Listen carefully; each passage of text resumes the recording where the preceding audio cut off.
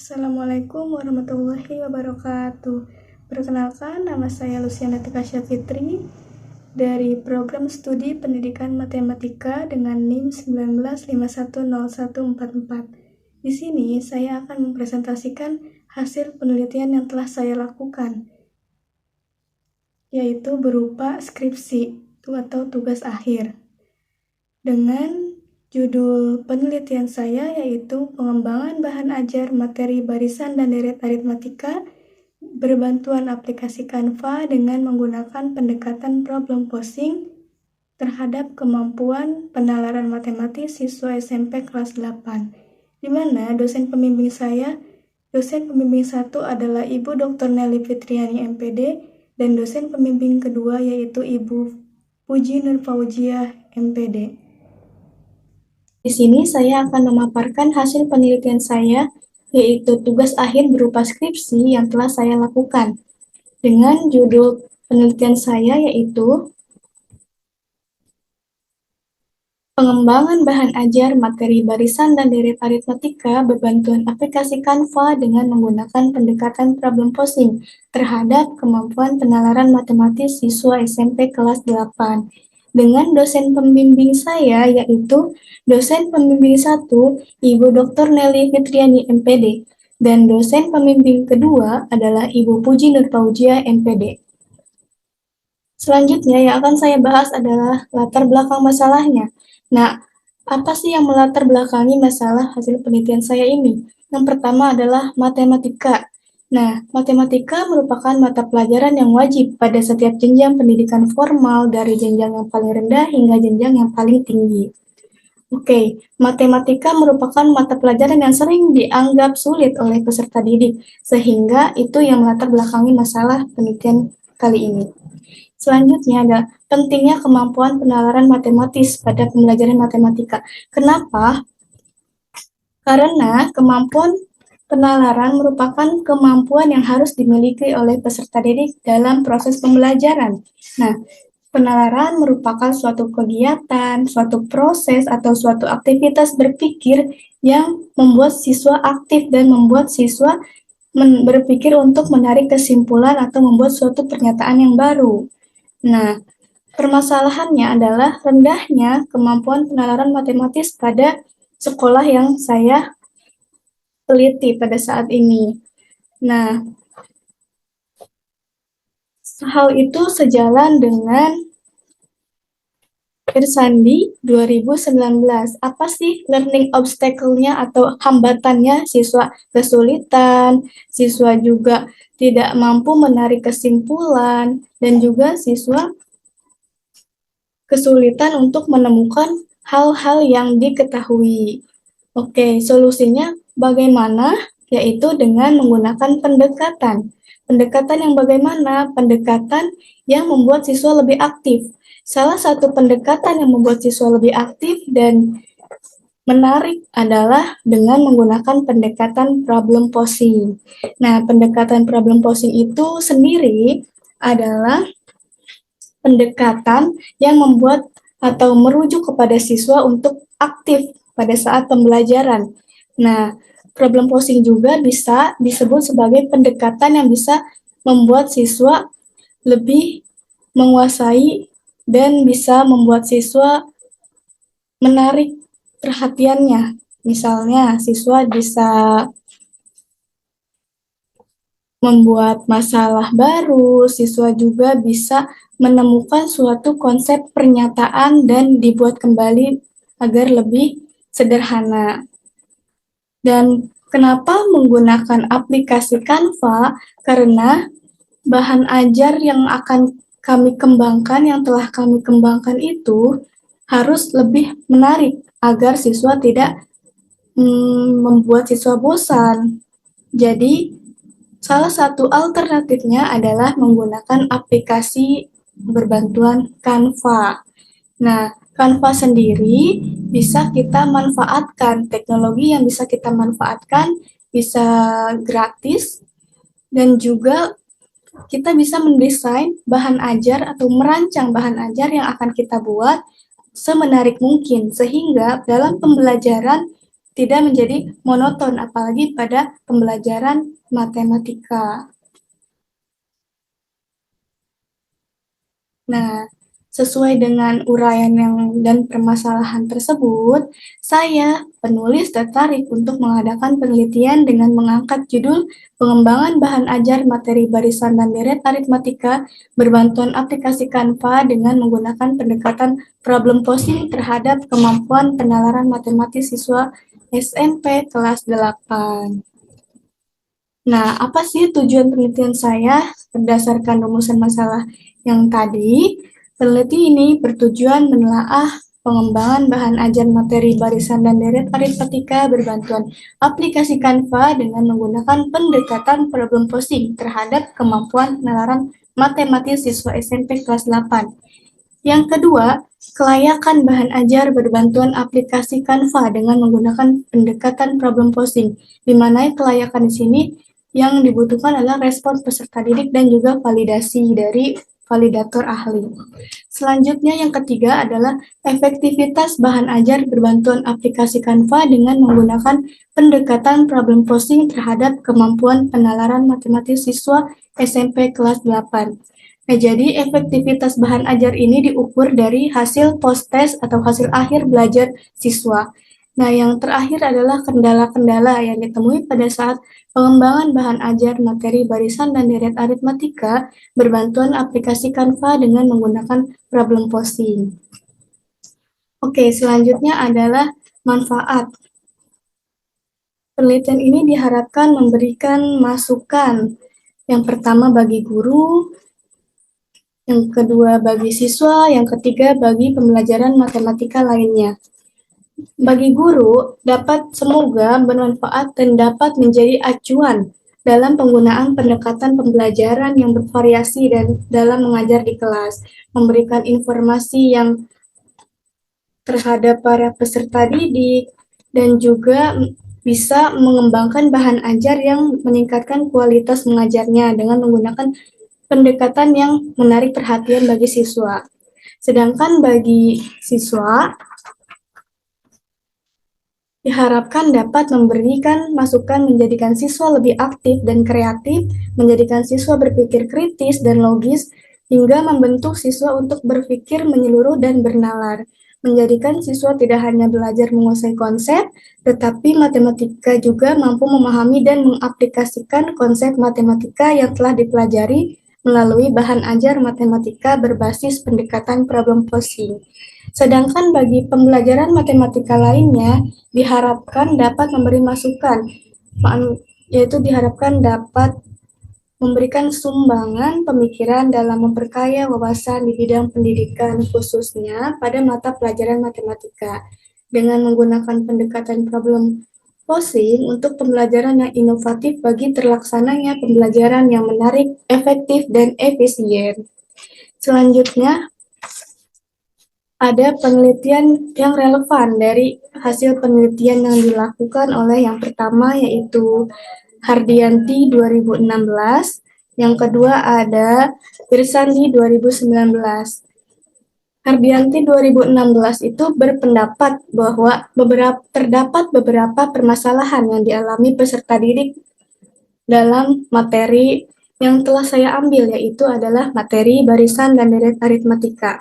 Nah, yang pertama, siswa kesulitan untuk menentukan rumus suku ke N yang menimbulkan pemahaman konsep siswa mengenai barisan suku ke N masih minim.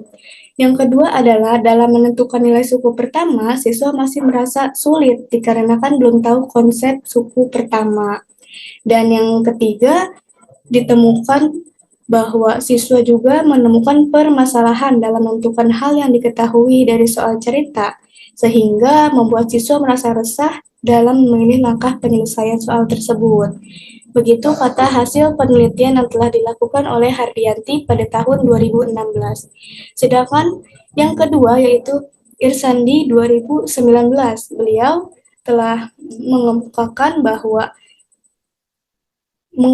mendapat hasil mengenai learning obstacle atau hambatan belajar siswa yang muncul meliputi konsep image mengenai barisan aritmatika, learning obstacle terkait kemahiran siswa dalam menerapkan aturan-aturan yang ada dalam konsep barisan dan deret aritmatika, learning obstacle terkait aplikasi konsep, dan juga learning obstacle terkait dengan koneksi atau barisan aritmatika terhadap kegiatan pembelajaran yang dilakukan oleh guru.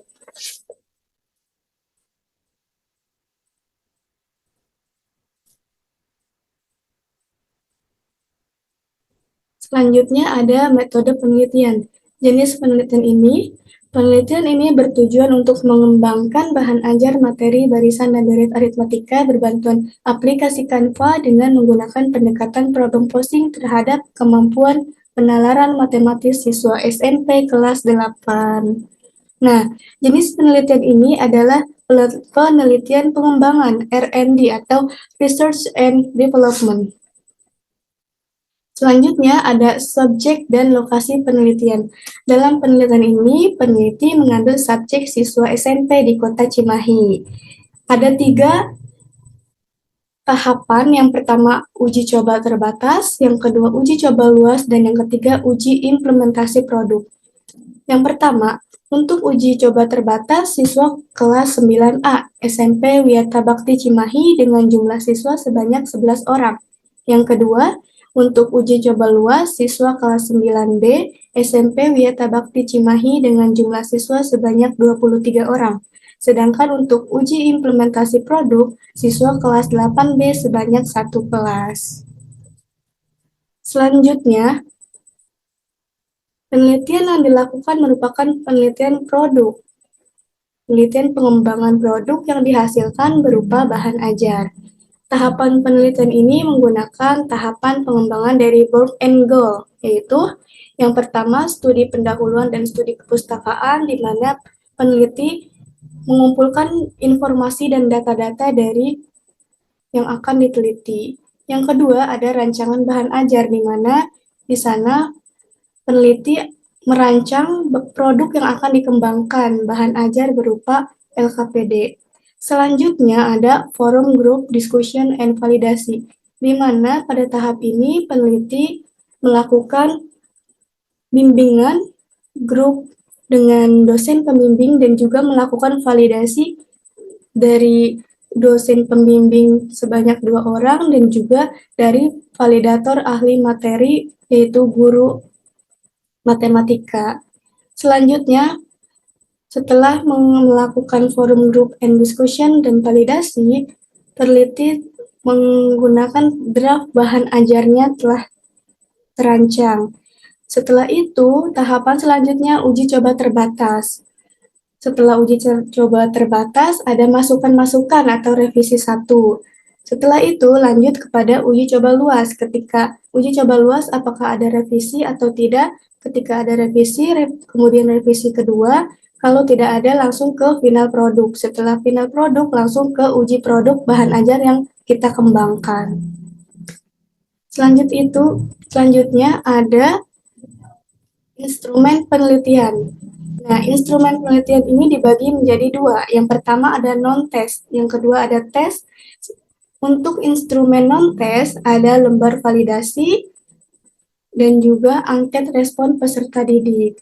Yang kedua ada instrumen tes, di mana instrumen tes itu tes tertulis, dilakukan pada saat akhir pembelajaran.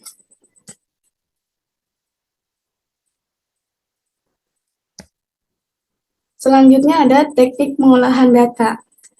Yang pertama ada analisis validitas. Nah, analisis validitas ini digunakan untuk melihat kelayakan produk, di mana validitas itu diperoleh dari hasil validasi dari validator ke-1 dan kedua, serta validator ketiga praktisi, yaitu guru di sekolah.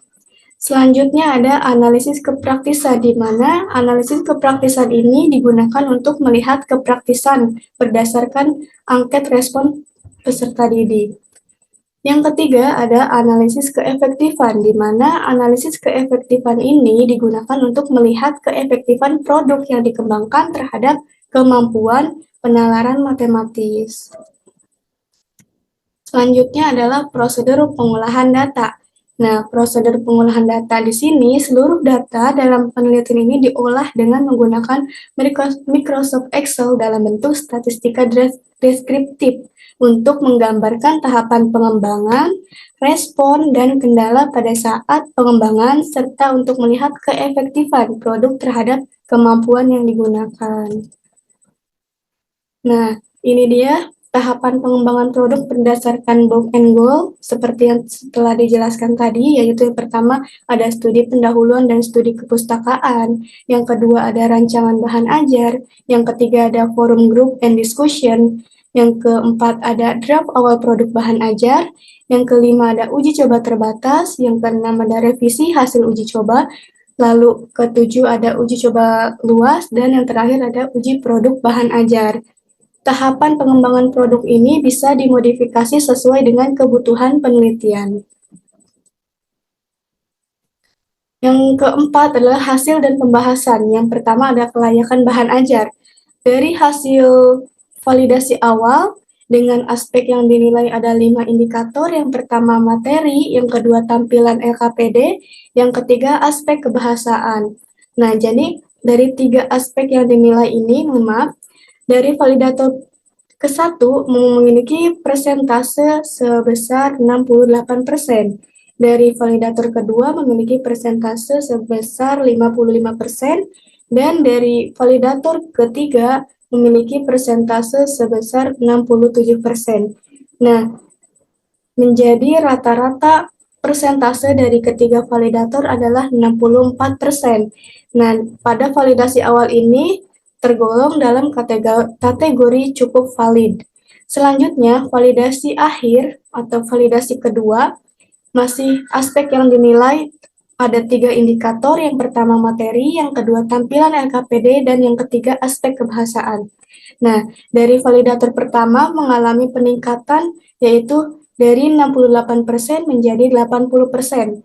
Dari validator kedua juga memiliki peningkatan dari 55% menjadi 80%, dan validator ketiga juga memiliki peningkatan dari 67% menjadi 73%, sehingga rata-rata persentase dari validator 1 sampai 3 adalah 78%.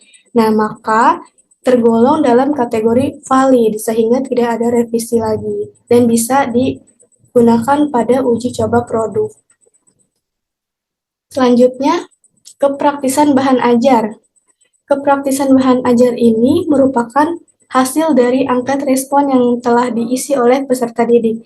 Yang pertama itu pada uji coba terbatas. Pada uji coba terbatas, 5 aspek yang dinilai adalah kebermanfaatan, kebahasaan, kemudahan, kebantuan, dan kemenarikan. Jadi, persentase yang pertama pada aspek kebermanfaatan memiliki persentase sebesar 77%. Untuk aspek kebahasaan memiliki persentase sebesar 82%. Untuk aspek kemudahan memiliki persentase 79%. Untuk aspek kebantuan memiliki persentase sebesar 78%, dan untuk aspek kemenarikan memiliki persentase sebesar 82%. Jadi bisa dilihat di sini bahwa pada uji coba terbatas, aspek yang paling tinggi dimiliki pada aspek kebahasaan dan aspek kemenarikan. Jadi untuk kesimpulan rata-rata dari uji coba terbatas dari kelima aspek yang dinilai ini memiliki persentase sebesar 80%. Nah, data tersebut tergolong dalam kategori praktis. Selanjutnya, peneliti melakukan uji coba lebih luas, yaitu aspek yang dinilai masih sama, ada 5 indikator. Yang pertama ada kebermanfaatan, yang kedua ada kebahasaan, yang ketiga ada kemudahan, yang keempat ada kebantuan, yang kelima ada kemenarikan.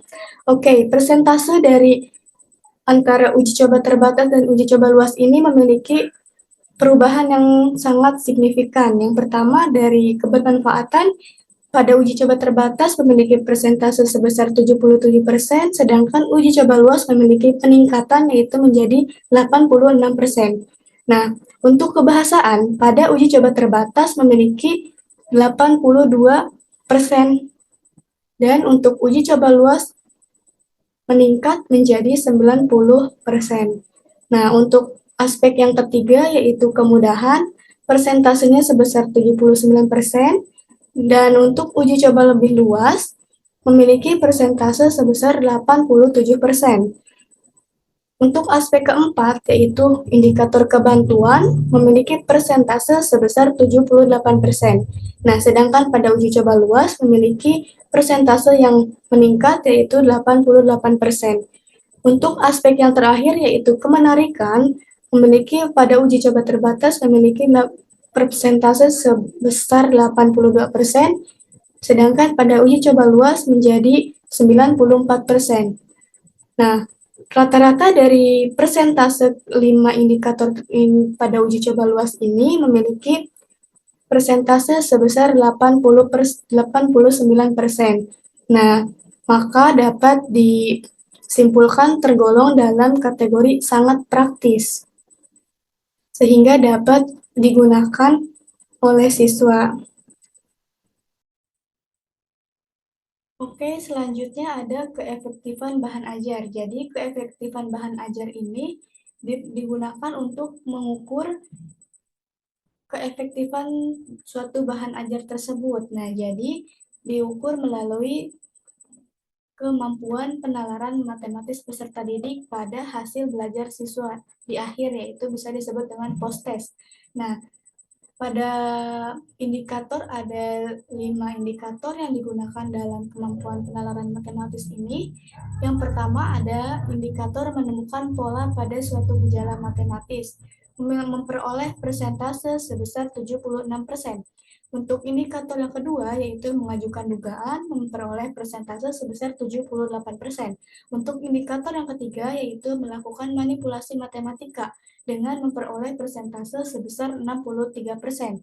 Nah, pada indikator yang keempat, yaitu menyusun bukti dan memberikan alasan atau bukti terhadap kebenaran solusi, memiliki persentase sebesar 85%. Sedangkan indikator yang terakhir, yaitu indikator menarik kesimpulan dari suatu pernyataan, memiliki persentase sebesar 75%. Sehingga rata-rata dari kelima indikator persentasenya memiliki rata-rata sebesar 75%. Dapat disimpulkan bahwa bahan ajar yang telah dikembangkan termasuk ke dalam kategori efektif. Jadi, bahan ajar yang dikembangkan efektif digunakan dalam pembelajaran. Oke, selanjutnya ada kendala-kendala. Nah, kendala-kendala yang dihadapi peneliti pada saat perancangan produk itu ada 3. Yang pertama, mendesain LKPD agar menarik minat belajar siswa, sehingga membutuhkan waktu pengerjaan yang cukup lama. Jadi, pada perancangan produk ini, dalam desain bahan ajar berupa LKPD ini, memiliki waktu pengerjaan yang cukup lama, karena didesain atau dirancang semenarik mungkin agar dapat menarik minat belajar siswa. Yang kedua, mengaitkan langkah pembelajaran dengan kemampuan penalaran matematis. Yang ketiga, ada kesalahan dalam penulisan atau typo. Nah, kendala yang selanjutnya ada pada tahap implementasi produk, di mana siswa tidak diperbolehkan membawa handphone sehingga tidak dapat mengakses link Canva. Jadi, link Canva yang harusnya diakses bareng-bareng dalam kelas harus di rumah masing-masing, sehingga peserta didik masing-masing individu mengakses link Canva-nya di rumah. Oke, berdasarkan penelitian yang telah dilakukan dan pembahasan yang telah dijelaskan, maka dapat disimpulkan sebagai berikut. Yang pertama, proses pengembangan bahan ajar berbantuan aplikasi Canva dengan pendekatan problem posing terhadap kemampuan penalaran matematis siswa telah sesuai dengan tahapan pengembangan research and development dari Bourke and Gould. Yang kedua, bahan ajar berbantuan aplikasi Canva dengan pendekatan problem posing terhadap kemampuan penalaran matematis siswa sudah berada pada kategori layak digunakan dan sangat praktis berdasarkan hasil yang telah didapat dari validator dan respon siswa. Yang selanjutnya, Bahan ajar berbantuan aplikasi Canva dengan pendekatan problem posing terhadap kemampuan penalaran matematis siswa sudah berada pada kategori efektif digunakan berdasarkan hasil post-test siswa. Dan yang terakhir ada kendala yang dihadapi pada saat proses pengembangan bahan ajar berbantuan aplikasi Canva adalah mendesain LKPD siswa sehingga membutuhkan waktu pengerjaan yang cukup lama, mengaitkan langkah pembelajaran dengan kemampuan penalaran matematis, serta kesalahan dalam penulisan atau typo, dan siswa tidak diperbolehkan membawa handphone sehingga tidak dapat mengakses link Canva yang telah disediakan. Jadi harus di rumah masing-masing.